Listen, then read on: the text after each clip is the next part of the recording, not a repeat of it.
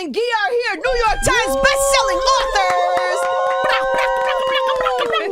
Yo, you're a New York Times best-selling author. I'm not. You're not? No, we're national bestsellers. We didn't make the list. They didn't give us the list. I know. Yeah, we're national best-selling authors. You know that list is crazy. I know. It's difficult.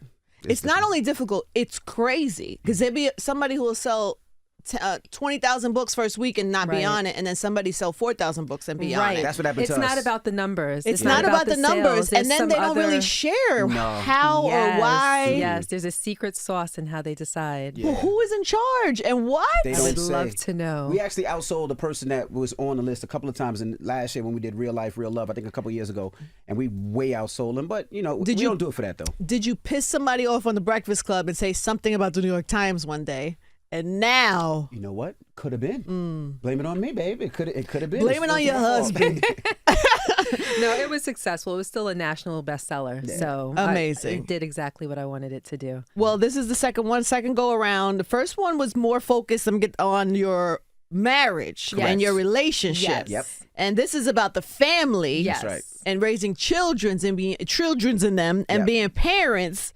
And you guys make it look like a book. Like your Instagram page with these children and the matching outfits all the time. It's really a beautiful family. Thank you. It's a full-time job for you to keep them dressed the way you keep them dressed when they, especially when they were tiny. Yes, it is. But people always ask me why I do that.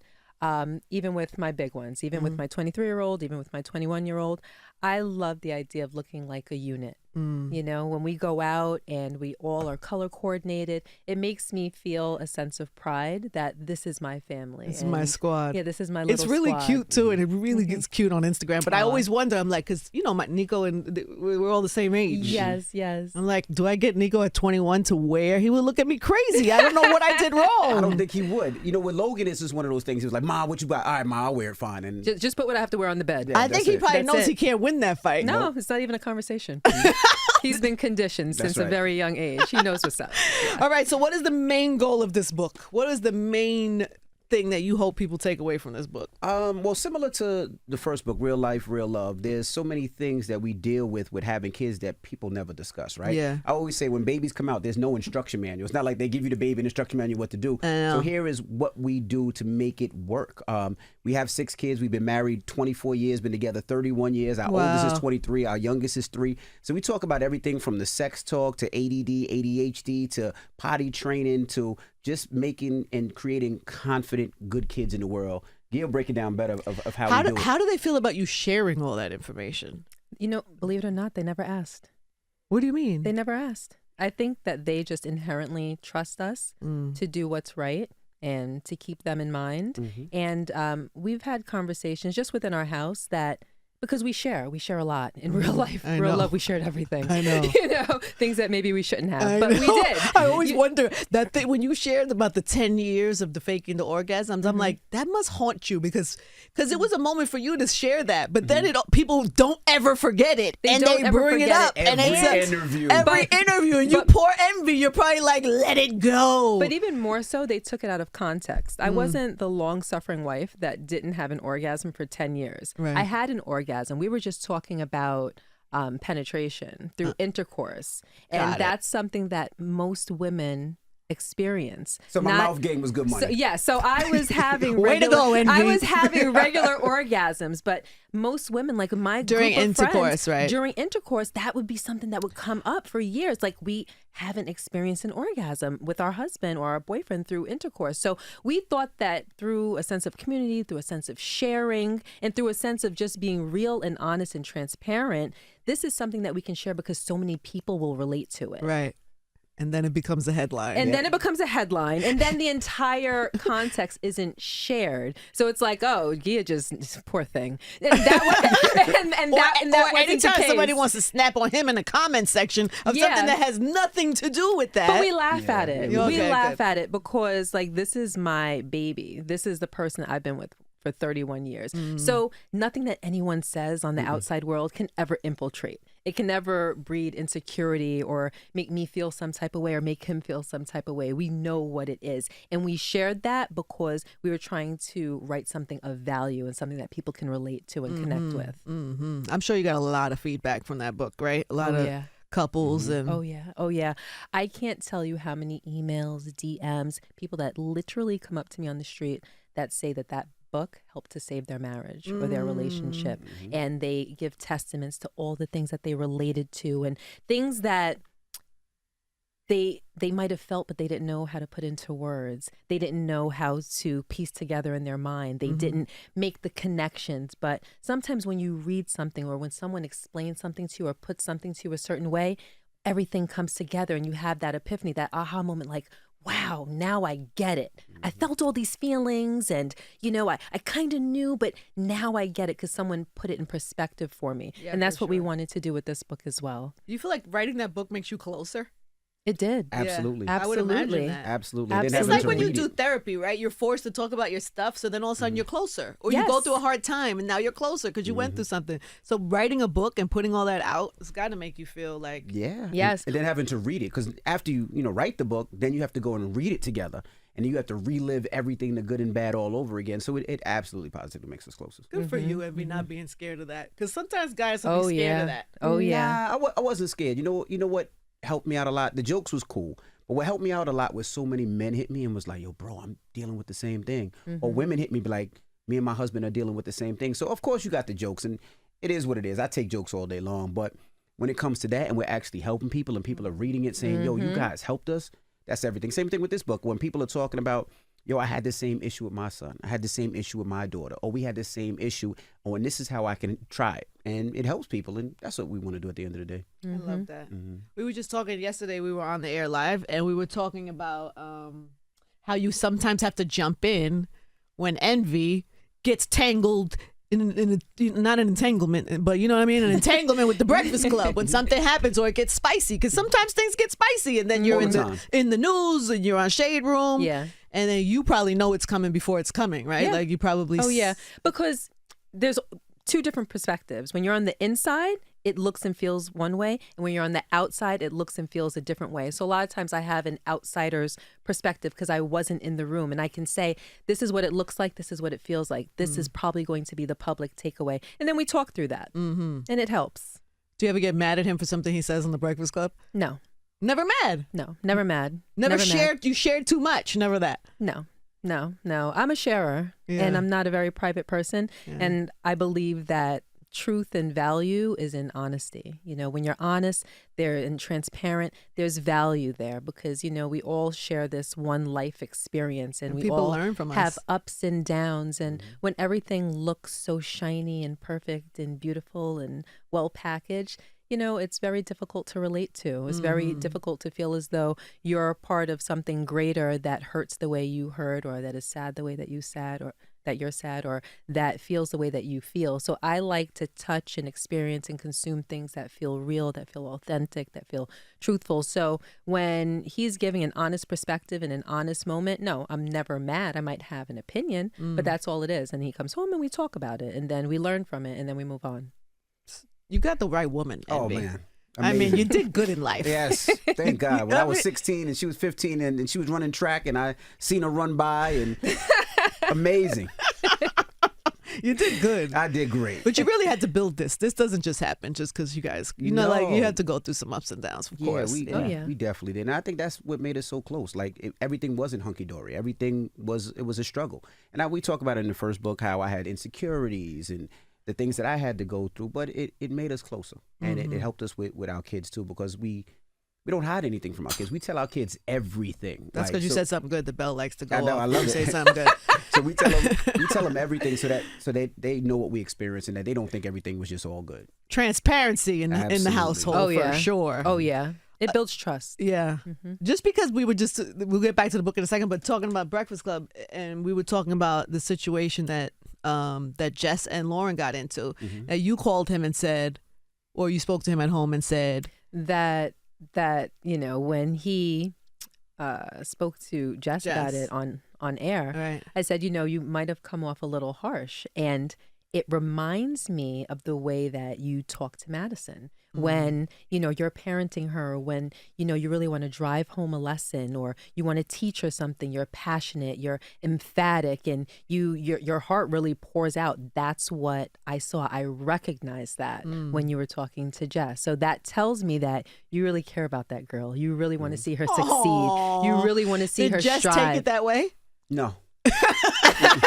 And I understand that too. After she did. But at first, she thought I was, all she heard was corny, and she thought I was calling her corny. But I was saying, I felt that when her going on live was corny. And what I just told her was like, yo, we love you. What you do is amazing. Like what Lauren does is amazing. Y'all in two different lanes. Don't let those people online trick you out of something that you do well. Yeah. And I think it took that moment, and she got it, and we spoke after, and we're great now. But I hate when people follow those comments sometimes, and you read something, because it could be 1,000 great comments, but that one bad comment is the one that sticks with you. And we got to get out of that. You know what I mean? We have to get out of it. The devil is in the comments. Right. Oh my God. There's always a devil in the comments. Even yes. in the best post of life and the best comments, there's always going to be a devil in there. But you have to consider the source. That too. You have to consider the source, That too. But it's easy. And also they're new in this space and haven't navigated. We've had to navigate how many times have we navigated challenging waters on air? So we know that. But for them, I think it was new. I had a whole different perspective on it. I thought they were both amazing, and especially when they got on that first day after, when they first were like arguing about it, not arguing, but like discussing it on the air. I thought, how incredible is that to watch two women figuring this out on live radio, right? Where people are just getting to know them in this space, and it was like an opportunity for both of them to show who they were, right? To state their case, to stand right in front of somebody who disagrees at you. Like, what a beautiful thing for us as listeners and viewers to be able to watch how they handled that. Even in real time, I was like, this is good. Everybody was like freaking out, like internally, like, and I was like, no, this is good because now we're more invested in them.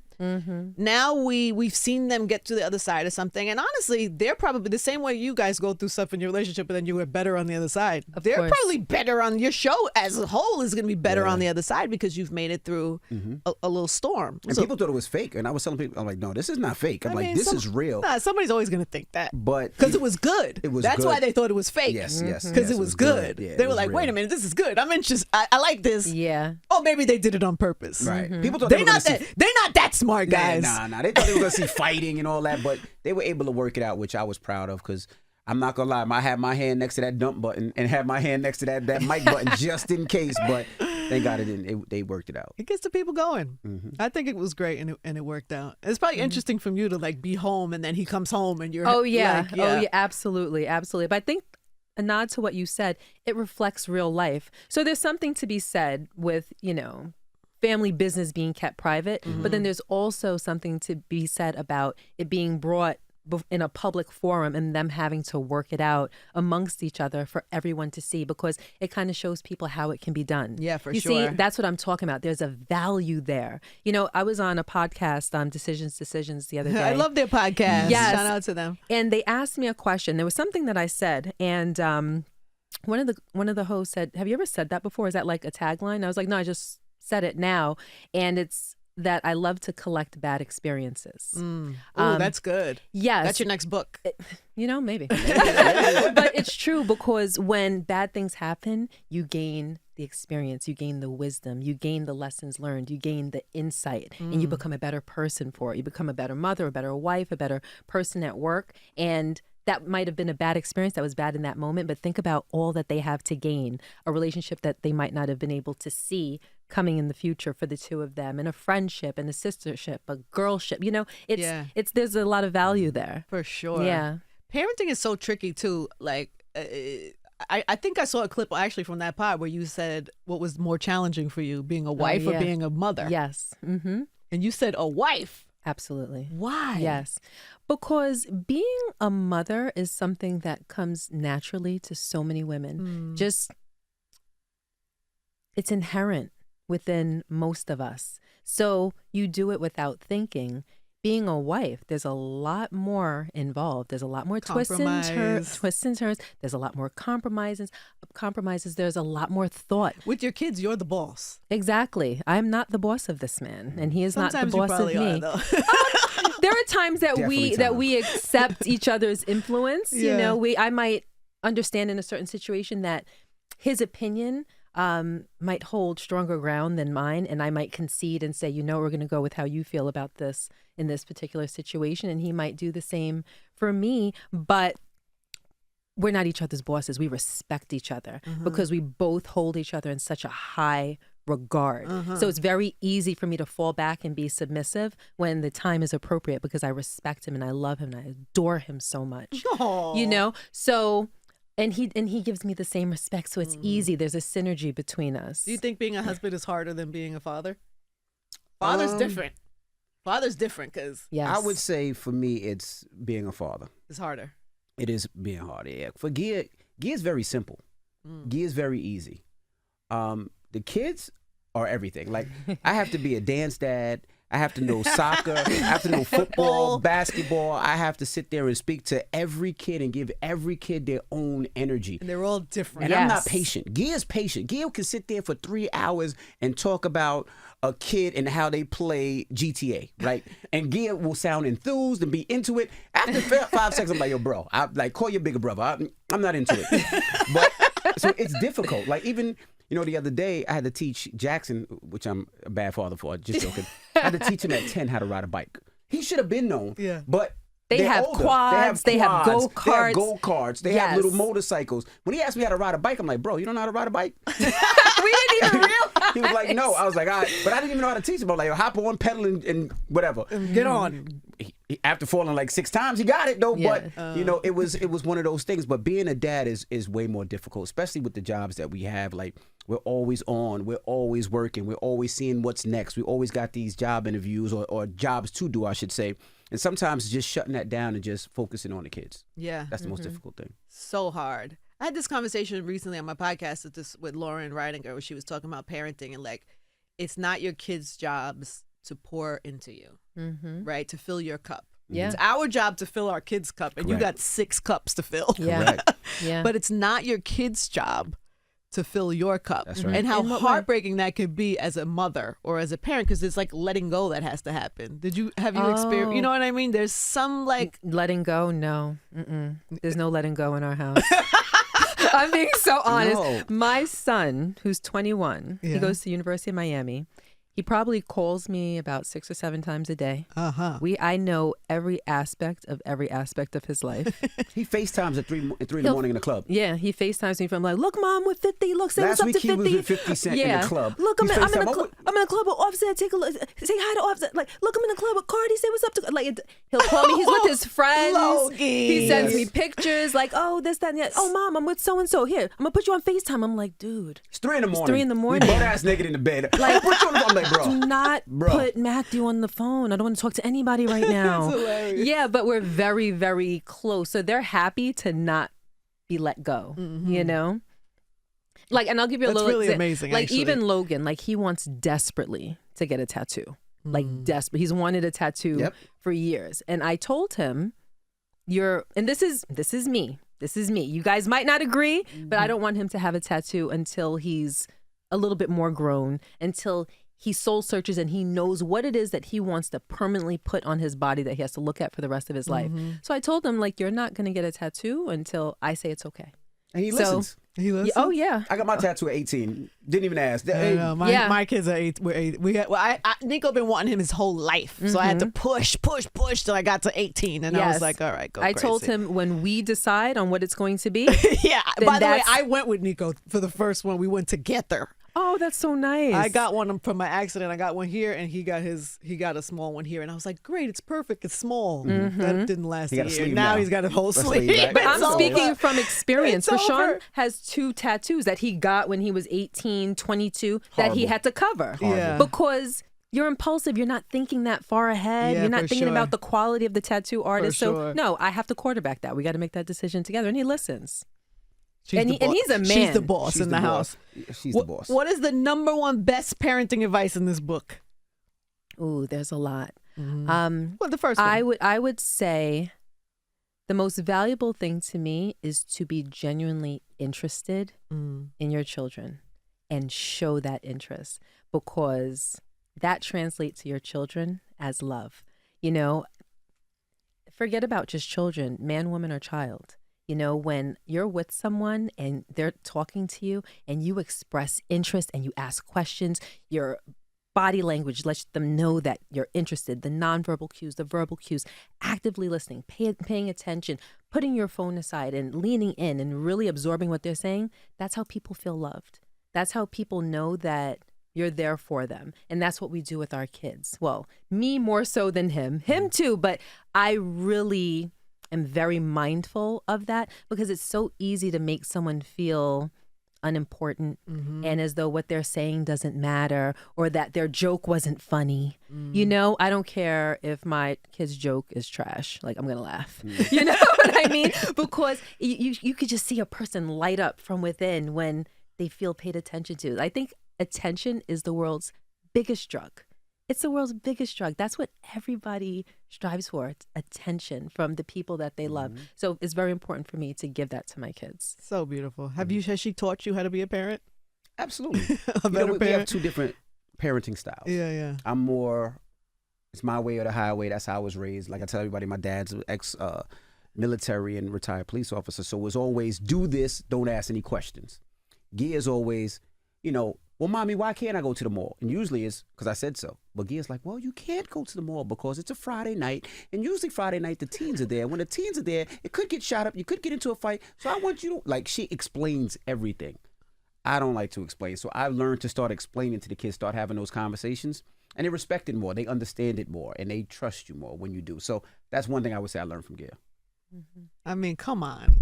He thought you did good. I did really good. Beyonce has a line in her song where she's like, she raised that man. She raised that man. Beyonce said she raised that man. You probably feel a little bit of that too, huh? A She little raised bit. this man. She raised this man. She raised this man. I think that was in Jolene. Beyonce said, A little. You raised that man. A little. You raised that man. Good job. Thank you. Raise your children, raise that Thank man. you. That's right. Yeah, I got a little bit of experience. I got a little bit of experience. All right, so where can people get this book? What do they need to know? The book, Amazon.com. Of course, you can go to Barnes & Nobles. Of course, we have the Audible, which we actually read ourselves. Now, you're looking at the back of the book. The back of the book is a mission statement. The mission statement. I love this, by the way. It sounds corny to have a mission statement. We don't have it hanging in our house where you got to point to it and read it every time you come in. But we just wanted to create something that as a family, we always abide by. You know what I mean? And that's it. It's pretty much, remember, I'm an only child, so I didn't have to go through any of these rules. But it's, you want to read it or you want me to read it? Yeah, it's so good. You read it. Okay, Here it is. Here it is in the back. All right, when you get the book, in the back of the book, there is a mission statement. Correct. It is the Casey Crew mission statement. That's right. Now, Feel free to use this yes. in your own family. Right. Yes. Now, it might sound corny. We don't have the mission statement on, when you walk in on a frame in the crib. It's not like that. Okay, But you it's don't have it tattooed yet. No tattoo. But it's something that we always discuss and always talk about. We all wrote it together. When the kids were younger, we made the mission statement, but this is the remixed mission statement, because in this one we involve the children in the making of it. So their 2 cents are in there as well. We are a unit is statement number one. It's number one. We are a unit. We ride together. We are the KC Crew. We call ourselves the KC Crew. Number 2, we respect each other. No matter what anybody's going through, no matter what, if we get into an argument, you must respect that one another. It's cool to not agree, but we got to have respect. We always have each other's backs, whether it's in the playground, whether it's real life, whether it's on social media, we ride for each other. We always uplift each other and point out the good in one another. Yes. So no matter what, when our daughters go to a dance competition, if one didn't get first prize or one didn't get second prize, we always say, you did a good job. We talk about the good, what that person does, and then we help them to make sure that they get first prize next time. We represent each other at all times. This is a big one. If our kids at your house, those parents better say, your kid was amazing. He was respectful. Yes. He was nice. He said hello. He looked me in my eyes. We also, the purpose of the Casey Crew is rooted in family, fun, and faith. Woo! Right? Yes.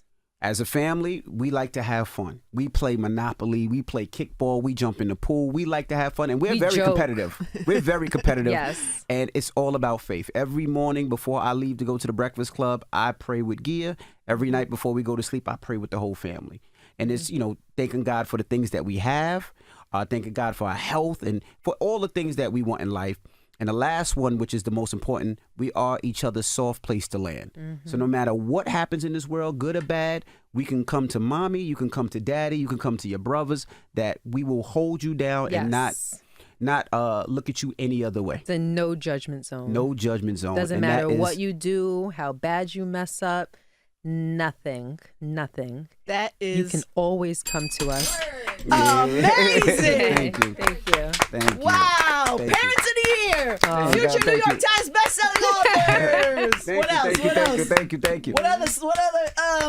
Husband and wife of the year. Hey, we'll take it all. We just want to raise some good kids in this universe. That's all. Good people. Just good people. Congratulations Good on the people. books, Thank guys. you so I have much, to ask you a Angie. question. Yeah. You made us fill out a questionnaire. What was that for? I did. We're making a little book of all our guests. We're gonna put it all Oh. together so everybody can see what kind of bullshit you're up to. Oh man. I only said bullshit because it said, "What is your pet peeve?" and Gia said, "Bullshit." That's Yes. it. Well, let me Word. let me tell you how much we're connected. I want you to ask Gia mine. Ask her mine. I Ooh, bet this you, is a good one. This is ask her. This Look is at how you we're coming connected. up with segments on the show, I hope- Envy. I hope this Look comes at through now. Look at Envy taking your job, Ivy. Trying to take your I job. hope this comes through. Go. Okay, Okay. so before you go, we have your in real life questionnaires. Okay. You filled these out. Yes. I would like to know if you know his and you know hers. I know hers, but I want to see if she knows mine. Well, let's see if you know hers first. Okay. All right. Okay. In real life, her name is Gia. What is the last thing that Gia ate? I know the last thing he ate. Wow. This is an afternoon show, ma'am. This is an afternoon show, ma'am. The bell's broken. Look at that. Bell's broken. Wow, that just got. Give me the other bell. Wow. I got one right on my How did you questionnaire. fit that in between the Breakfast Club and the Angie Martinez show? So Gia is a skinny fat ass, and she eats breakfast for dinner. Okay. So last night, me and Madison cooked steak and shrimp and mashed potatoes with butter and what else did we put in? Wow. And salt and pepper. Last night, Gia ate steak, shrimp, and mash. She That's don't the eat last breakfast. thing she ate. That's right. Mm-hmm. All right, he's Yeah. 1 for 1. Yes. Okay. What is Gia's go-to karaoke song? Go-to karaoke song. It's either one of these two songs. It's either Maxwell, because she loves Maxwell, Mm-hmm. or it's Meth and Mary, because that was our wedding song. Yeah, all I need is her Yep. is her go-to karaoke All I need to get song. by. Okay. In real life, what is Gia's superpower? So a superpower. No. Yeah. has to be. Keep it PG, Envy, please. She's a great listener and she has patience. So those are her powers. Because I don't have none of those. She has patience as her superpower. Mm-hmm. Here you go. Who is Gia's celebrity Maxwell. crush? Oh my God! And Maxwell? Yes. Oh, Maxwell. Yes. No disrespect. Shout out, salute to Maxwell. When Maxwell had the hair. with the Yeah, with the hair. afro. Yeah, So when one I was day- in college. one So day when you we was in have you been college. tempted to grow your hair out because of I that? did it one He day did. in college. He did it. Yes. When Gia came He back did. to her place, I was laying in bed with the afro. It was stupid. Oh wait, can I tell you a really quick story? It was when Maxwell was on the cover of Essence magazine. All I remember is that the entire Was his hair? cover was red and it was just his head and his hair.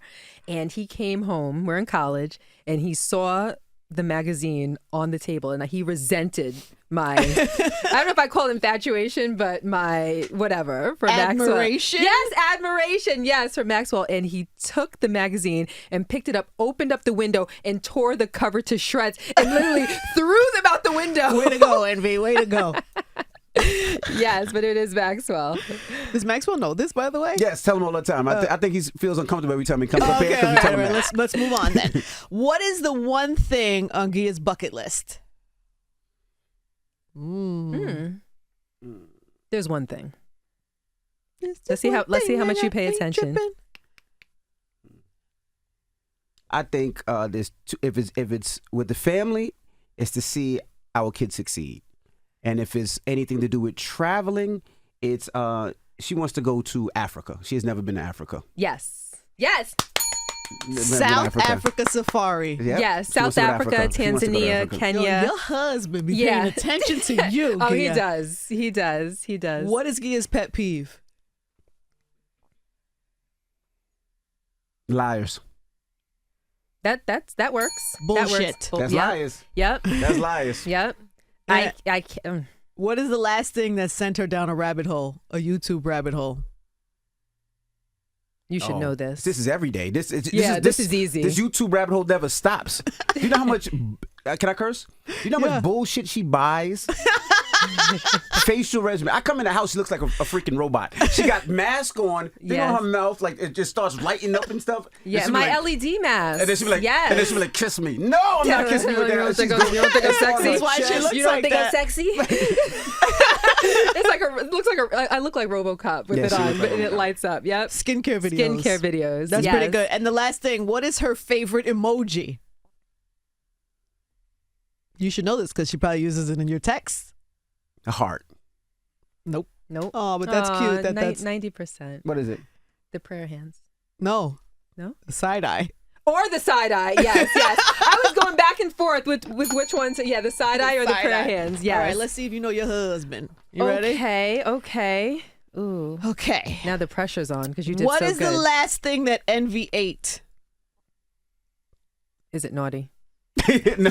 Besides his wife. Yo, y'all too? Y'all two need to get a room.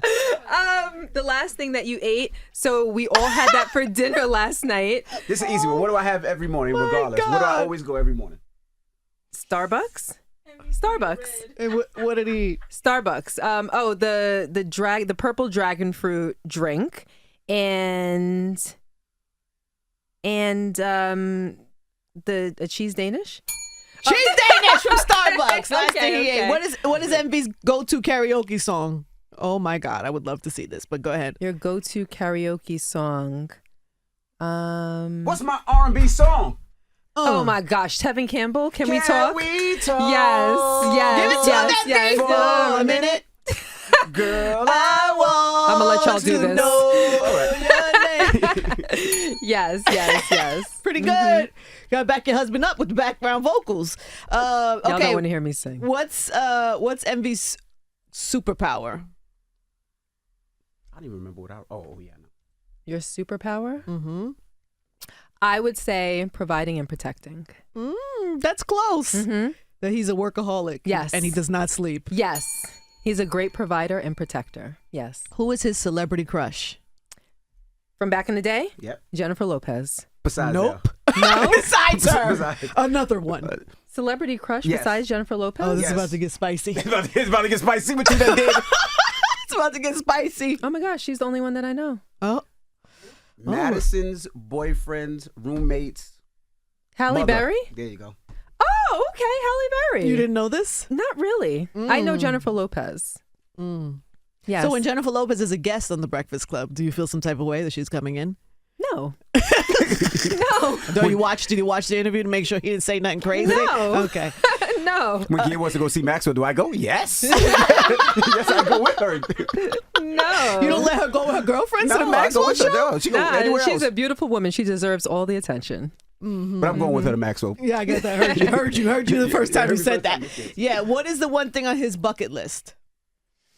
The one thing on your bucket list. I feel like we've done everything on your bucket list. Can I get a hint? Family. On your bucket list? Family? Can I get another hint? Nope. No, give me another hint. What's one thing I want to see? Something that you want to see with the family, With all the kids. with all of the kids? Am I telling her all the whole thing? Something that you want to see with all of the kids? I really don't know. I just want to see all the kids be successful. You know, that's my bucket Oh, list. that's not But what that's you not a said. bucket Get married list. and That's be a bad successful and answer. start their I family. shouldn't be striked for that. That's a bad answer. That's my That's bucket not list. bucket list. It's his. I done did everything. I done been to Africa. That's why I done couldn't been come up with everywhere. anything. We done skydive. We've done everything that you've ever I'm wanted not going to to do. space, so I just want to see my kids have families. You wouldn't go to space if No they way. put 6 guys together? Nah, B. Would you do it? Probably not. No. I don't know. I need to know. I need logistics. I need to know. Yeah, I need. feel the same way. I need lots of information. Yes. But anyway, his bucket list was to get the kids married and for the Knicks to win a championship. Okay. Yeah. What is his pet peeve? Oh, this is a good one. You should know this one. You should know this one. This This is the only thing is that the we only argue thing about. that we argue about. Me being late. Oh my goodness. Jesus Christ. I gotta tell her 3 hours before we gotta be Lateness. somewhere. Yeah. She thought your show started at 12. And what's his favorite emoji? Huh? The middle finger. No. No, just. Your favorite emoji. The poop sign. It's the fire sign, because that's all you say. Fire I everything. want her to keep Oh, you going want and me to- telling us the more middle about finger, what it is. The poop sign. Oh my God. It's Because the he's fire sign. He's Yes. the farter in our house. That's what he's known All right. for Okay. in our house. All right. DJ Angie, everybody, real life, real family. Go get the book, y'all. Thanks for having me. So I just gotta say Anytime. one last thing. Yes. I ran into your booty the other day. Did he tell you? No. Oh, okay. I ain't gonna tell you.